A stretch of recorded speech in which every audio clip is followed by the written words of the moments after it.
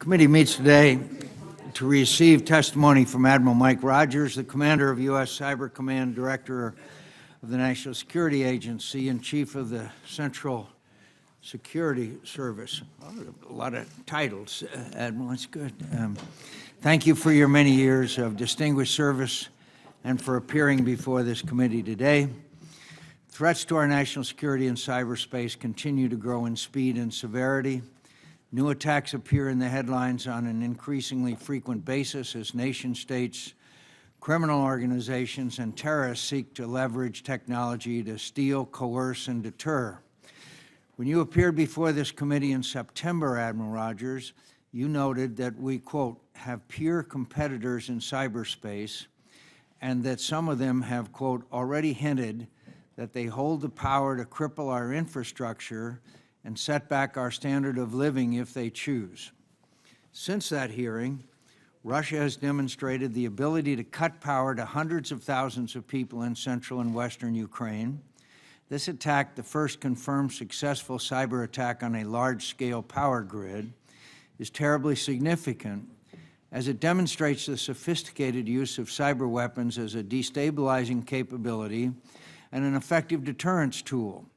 With Russia, China, and other potential adversaries developing capabilities intended to deter us along with our friends and allies, we must develop not only an effective deterrence policy, but also the capabilities necessary to deter any nation seeking to exploit or coerce the United States through cyberspace.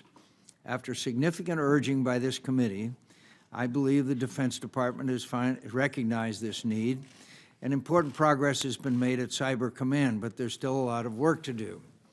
For the most part, the services appear to be on track to meet the goal for the development of a 6,200-person cyber force. But unless we see dramatic changes in future budgets, I'm concerned that these well-trained forces will lack the tools required to protect, deter, and respond to malicious cyber behavior. In short, unless the services begin to prioritize and deliver the cyber weapon systems necessary to fight in cyberspace, we're headed down the path to a hollow cyber force. Just as it would be unacceptable to send a soldier to battle without a rifle, it's unacceptable to deprive our cyber forces the basic tools they need to execute their missions. Some service budgets omitted funding for even the most basic tools like those necessary for cyber protection teams to assess and triage compromised networks. This is unacceptable, and I look forward to hearing your assessment, Admiral Rogers, of the military services commitment to equipping the cyber force. I also look forward to hearing whether the new acquisition authorities we provided Cyber Command in the fiscal 2016 NDAA will help address some of these service-induced shortfalls. While I'm encouraged by some of the progress at the Department of Defense and Cyber Command, I remain concerned that the administration's cyber policy as a whole remains detached from reality. For years, our enemies have been setting the norms of behavior in cyberspace, while the White House sat idly by, hoping the problem will fix itself. Then in December, the administration provided its response nearly a year and a half late to this committee's requirement for a cyber deterrence policy.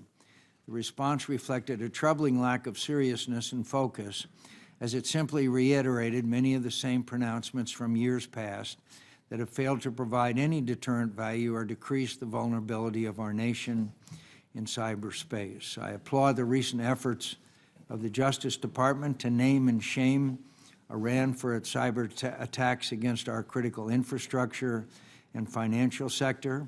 But again, I remain puzzled as to why it took nearly 5 years after Iran began attacking U.S. banks for the administration to begin doing so. That kind of indecisiveness is antithetical to deterrence, and our nation simply cannot afford it. Let me close by thanking you, Admiral Rogers, for your leadership at Cyber Command. You've always been very candid and forthcoming before this committee, and we appreciate that very much. We're finally beginning to field the cyber capabilities we need for the future. As we confront the challenges ahead, this committee remains committed to doing everything we can to provide you and the men and women you lead with the tools necessary to defend our nation in cyberspace. I look forward to your testimony. Senator Reid.